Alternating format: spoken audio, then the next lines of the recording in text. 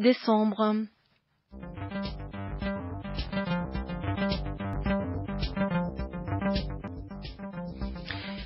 Une annonce avant de se quitter, à Chaillot, c'est le retour de Robert Lepage, concepteur et metteur en scène de Le Projet Andersen, une aventure en 2h10 qui voit un Québécois débarquer à Paris, croiser plusieurs personnages, décors totalement virtuels et prestations exceptionnelles de l'acteur Yves Jacques, qui assure à lui seul tous les rôles. C'est un spectacle étonnant, fluide, drôle et très différent de ce qu'on peut voir à l'ordinaire. Le Projet Andersen, c'est à Chaillot, salle Jean Villard, jusqu'au 18 décembre.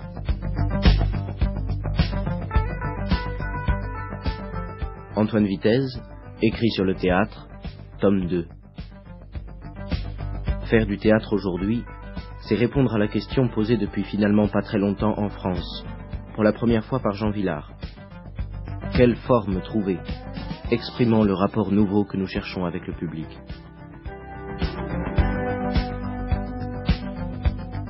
Et c'était Lazare Herson-Macarel qui disait du Antoine Vitesse. Comme au théâtre, c'est terminé pour ce soir. La semaine prochaine, émission spéciale et exceptionnelle consacrée entièrement à Joël Pomera, auteur-metteur en scène. Merci à l'équipe, Catherine Parent, Françoise Camard. Et merci à la technique, Tanguy Le Corneau ce soir aux manettes. À l'occasion du cinquantenaire de la mort de Sacha Guitry, les Nouveaux Chemins de la Connaissance font cette semaine un retour sur sa vie et son œuvre au théâtre et au cinéma. Une série qui sera ponctuée ce dimanche 23 décembre de 5 pièces en un acte de Sacha Guitry dans la fiction. Spécial Guitry, les chemins de la connaissance, de lundi à vendredi à 19h30, théâtre et compagnie, 5 pièces en un acte, ce dimanche à 20h. Et il est presque 21h, l'heure du journal, présenté ce soir par Jean-Louis Crimon. Bonsoir. 22h, bonsoir Joël et bonsoir à tous.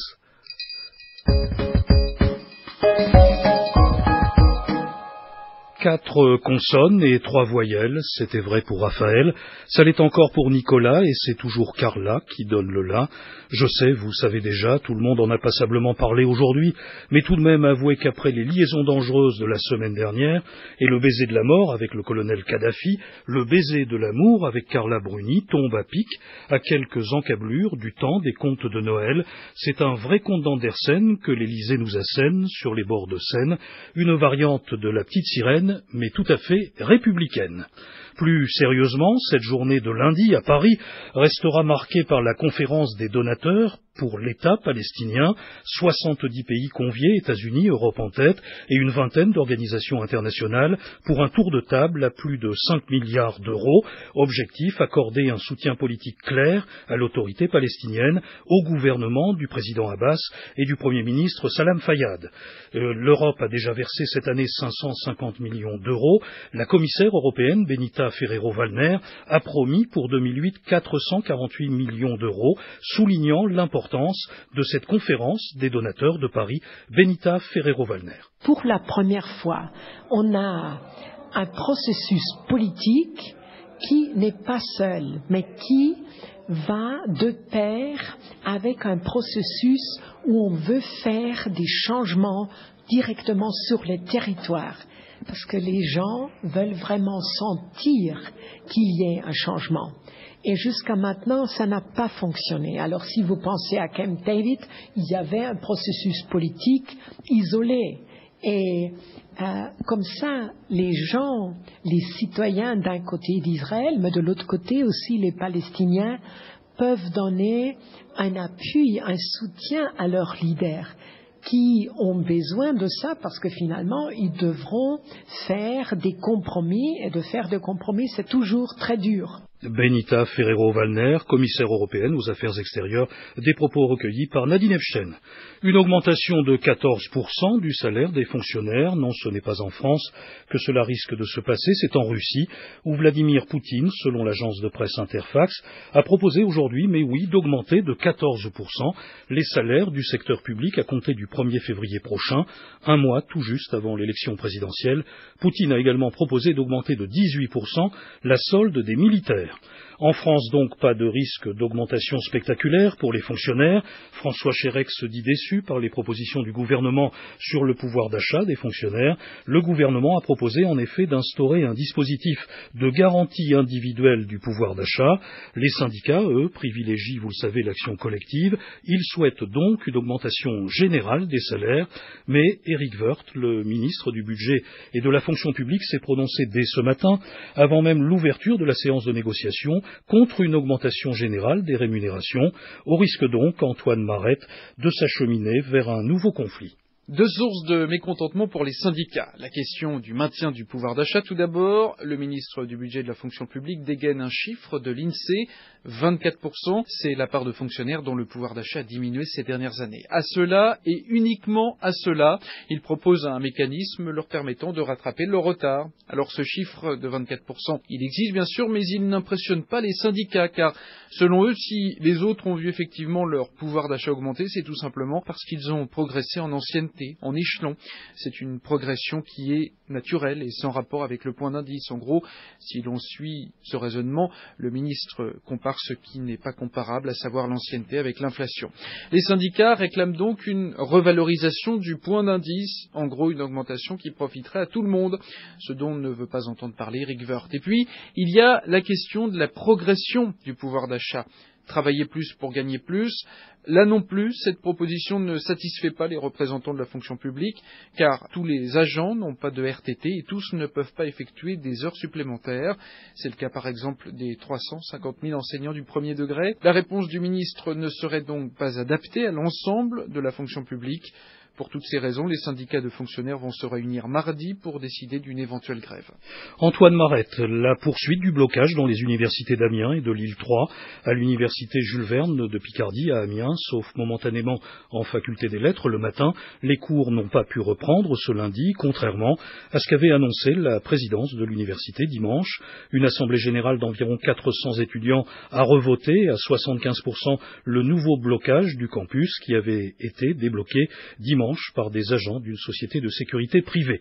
Paris 3 Sancier est toujours complètement fermé et les tensions sont vives. Reportage Célia Quiré. Fac off, Sorbonne Nouvelle en lutte, les portes de l'université Paris 3 Sancier sont toujours fermées, seules quelques banderoles animent l'entrée de la fac. Clémence est en première année de lettres, elle n'a plus du tout cours depuis plus d'un mois. En première année, on est vraiment perdu parce que si on n'a pas la chance d'avoir des profs qui répondent à nos mails ou qui nous envoient des cours, on ne sait pas du tout comment travailler à la maison. Moi j'ai de la chance parce que ma sœur a eu les mêmes cours, donc je peux me dire que j'ai les cours à la maison, mais tout le monde n'est pas dans mon cas.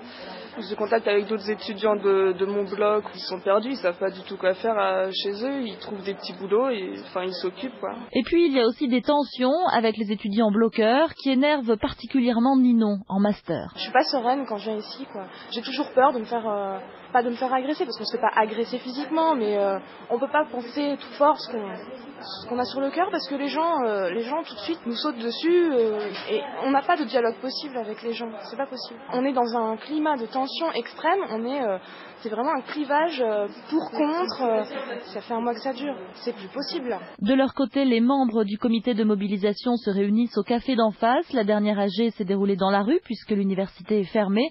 Pour Justine, militante à l'UNEF, il faut aller jusqu'au bout. On ne peut pas lever le blocage tant qu'on n'a pas de garantie que les étudiants grévistes ne seront pas pénalisés, de garantie que les personnels qui n'ont pas pu faire cours ne seront pas pénalisés, et tant qu'on n'a pas ces garanties, on ne peut pas se permettre de laisser le blocage se lever. Je suis prête à tenir après les vacances. Après, c'est vrai qu'on est quand même un peu fatigué physiquement parce que se battre, de voir tous les matins rencontrer des vigiles dans le froid, devoir tenir des assemblées générales dehors dans le froid parce que nos locaux sont fermés, c'est pas évident. Maintenant, la mobilisation, on est convaincu qu'elle va continuer même après les vacances de Noël. Sous quelle forme, ça reste encore à déterminer par les assemblées générales. À l'issue d'un conseil d'administration, le président a décidé de rouvrir l'université demain, mais les cours ne reprennent pas encore. Une nouvelle assemblée générale doit se tenir dans la matinée. Reportage signé Célia Kihiré. Le président américain George Bush a affirmé aujourd'hui que la livraison d'uranium par la Russie à l'Iran signifie tout simplement que Téhéran n'a pas besoin d'enrichir lui-même l'uranium et que l'Iran demeure une menace pour la paix. C'est en effet la Russie qui a commencé à livrer à Téhéran du combustible nucléaire pour sa centrale de Boucher, une livraison sous le contrôle de l'AIEA qui, pour les Iraniens, rend légitime leur droit à disposer de l'énergie nucléaire. Téhéran, Siavosh Ghazi. L'Iran crie victoire après la livraison du combustible de la centrale nucléaire de Boucher par la Russie. Cette livraison prouve que la Russie, qui est membre permanent du Conseil de sécurité avec un droit de veto, a désormais la certitude que nos activités nucléaires sont pacifiques, a déclaré un responsable nucléaire iranien. Le premier chargement du combustible nucléaire est arrivé lundi matin par avion à Boucher et a été immédiatement transmis dans un entrepôt sur le site de la centrale sous le contrôle de l'AIEA. Les responsables iraniens ont également rejeté l'argument de Moscou qui avait affirmé qu'avec cette livraison, Téhéran n'avait plus besoin d'enrichir de l'uranium. Nous avons une centrale de fabrication locale d'une capacité de 360 MW qui est actuellement en construction dans le sud du pays, a déclaré Gholam Reza Arazadeh, le chef de l'organisation iranienne de l'énergie atomique. Il a précisé que la construction de cette centrale prendra 5 années. Nous sommes donc obligés de poursuivre nos activités d'enrichissement à l'usine de Natanz pour pouvoir produire le combustible nécessaire pour nos futures centrales nucléaires, a déclaré ce responsable iranien. Retour donc sur la conférence des donateurs de Paris, 7,4 milliards en dollars, un peu plus de 5 milliards d'euros, c'est le montant aujourd'hui promis aux Palestiniens, un montant supérieur à la somme demandée par les dirigeants de l'autorité palestinienne pour financer un plan de réforme sur la période 2008-2010. L'argent doit surtout servir à rétablir une économie palestinienne bien mal en point et d'abord servir au paiement des salaires de quelques 160 000 fonctionnaires, servir également à la construction d'infrastructures. Nous nous arrêtons ce soir à la rédaction du quotidien israélien Haaretz. Nous sommes en ligne avec Daniel Ben-Simon, éditorialiste. Daniel Ben-Simon, bonsoir. Bonsoir. Sans aide financière, les territoires palestiniens, la Cisjordanie où domine le Fatah, la bande de Gaza contrôlée par les islamistes du Hamas, courent à la catastrophe. C'est Mahmoud Abbas qui l'affirmait ce matin. Et cette conférence des donateurs a été présentée, vous le savez, Daniel Ben-Simon, comme le dernier espoir. Est-ce une analyse ou un sentiment que vous partagez? Et je crois que ce sentiment serait partagé et par les amis, les protagonistes, les antagonistes de l'autorité palestinienne. Tout le monde sait que sans financement, c'est le chaos total en Cisjordanie, comme à Gaza aujourd'hui. Alors je dirais que c'est au-delà des divergences politiques, on sait que sans le financement des pays donateurs, il n'y a aucune possibilité de, si vous voulez, de ce que vous avez dit, de construire une infrastructure, d'établir une autorité dans l'autorité palestinienne, de faire que, si vous voulez, que l'autorité palestinienne fasse en quelque sorte de construire un État normal. Alors pour ça, il faut des fondements, il faut si vous voulez, une infrastructure, il faut une autorité, il faut des finances. Et je crois que les pays donateurs sont conscients de ce phénomène. C'est pour ça que ça n'a pas fait la une en Israël, parce qu'on sait très bien qu'il faudrait une économie assez forte pour qu'il y ait une autorité palestinienne qui puisse fonder un État palestinien dans les 2-3 prochaines années. Les Palestiniens attendaient une aide économique massive pour jeter enfin les bases de ce futur État palestinien, vivant libre, indépendant et en paix avec son voisin Israël. Est-ce que cette fois, Daniel Ben-Simon, nous sommes en droit de penser que Palestiniens et Israéliens vont ensemble en prendre le chemin? Vous savez, si j'étais religieux, je vous aurais dit il faut prier, il faut que vous priez, il faut que je prie, il faut que tout le monde prie. Mais je suis un laïc, je dis qu'il faut espérer peut-être. Il faut espérer parce que depuis 50 ans, 60 ans, ça ne marche pas. Il y a un doute, les Israéliens sont sceptiques, les Palestiniens sont sceptiques. Après 60 ans un bain de sang qui ne se n'arrête pas, et après 5 ans d'intifada qu'on vient de terminer il y a 1 an, 2 ans, je dirais qu'il faudrait un miracle pour essayer de remonter le moral et chez les Israéliens et chez les Palestiniens afin de donner un sentiment que cette fois c'est sérieux, que les 7 milliards de dollars iront vraiment pour construire l'État. Pour le moment, il y a eu une sorte de corruption qui n'a pas vraiment aidé les Palestiniens. Alors là, il faudrait une transparence, il faudrait que les pays donateurs puissent voir exactement comment cet argent est dépensé, et Israël aussi. Alors là, c'est de l'intérêt et des Palestiniens et d'Israël pour que cette fois, ça marche. En fait, sans remonter jusqu'aux accords d'Oslo ou au prix Nobel attribué conjointement à Yasser Arafat, Yitzhak Rabin et Shimon Peres, est-ce que le vrai problème de la création de cet État palestinien, c'est de n'avoir jamais vraiment su conjuguer ensemble processus politique et processus économique? Bravo, je crois que c'est la formule qui a manqué. Quelque chose qui ne marche pas. Il faudrait peut-être des consultants internationaux qui soient à côté afin de faire quelque chose au-delà de la politique. Il y a des divergences terribles entre les Palestiniens laïcs, les Palestiniens islamistes. Il y a presque, si vous voulez, 2 États palestiniens. C'est à Gaza et en Cisjordanie. Il faudrait une gérance, il faudrait une gestion, il faudrait que les Palestiniens s'y mettent à construire cet État.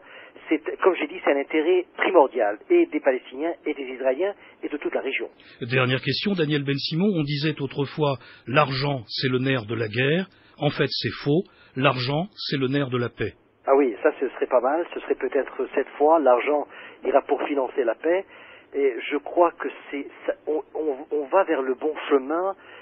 J'ai l'impression que peut-être que maintenant les choses iront mieux. C'est pour ça que ce sommet à Paris n'a pas fait la une de la presse israélienne, parce que j'ai parlé de cet air sceptique chez les Israéliens. Il faudrait vraiment quelque chose d'extraordinaire. Il faudrait une gestion sérieuse, cette fois, pour que les Israéliens s'y mettent à s'intéresser à ce qui se passe chez nos voisins palestiniens.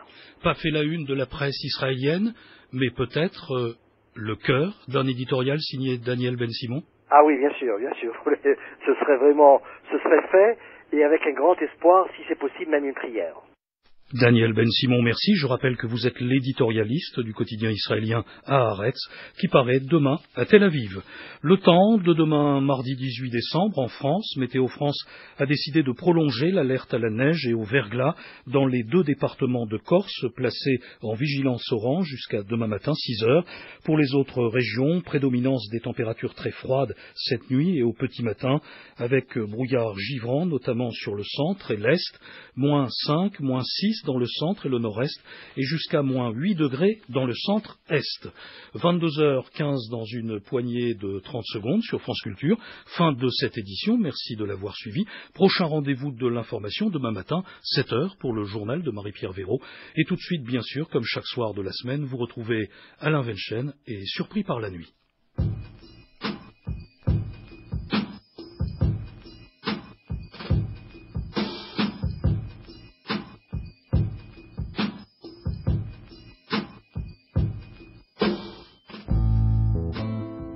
Raison de plus, dans un instant, le grand entretien de Surpris par la nuit avec ce soir Jean-Louis Schaeffer qui publie chez POL L'hostie profanée, histoire d'une fiction théologique.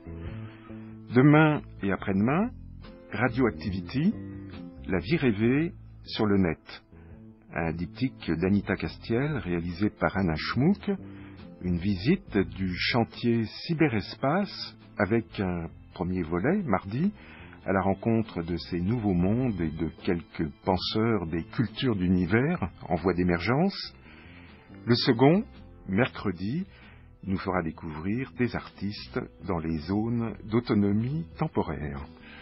Jeudi, un pas en arrière, peut-être pour mieux aller de l'avant, nous abandonnerons les interstices du net pour revoir nos classiques en flânant au milieu des livres de fête, à l'invitation de Luc Ponette et Anne Franchini. Les livres, ceux qui restent quand s'éteignent les déploiements de faste, dont l'Ancien Régime, par exemple, s'était fait une spécialité. Nous en retrouverons quelques-uns qu'avait collectionné Jacques Doucet et que conserve aujourd'hui l'Institut national d'histoire de l'art sur le site de la BNF, rue de Richelieu à Paris. Chacun, vous le verrez, ouvre un univers de récits, de musique, de ballet, de légendes. Une évocation vendredi par Andrea Cohen et Anna Schmuck, celle d'une artiste chilienne tout à la fois folkloriste, compositeur, poète, plasticienne, née en 1917, morte en 1967, Violeta Parra, à la voix un peu acide, un peu plaintive, s'est souvenu François Maspero, qu'il avait peut-être écouté à l'Escale, le célèbre bar latino du quartier latin à la fin des années 50. Retour au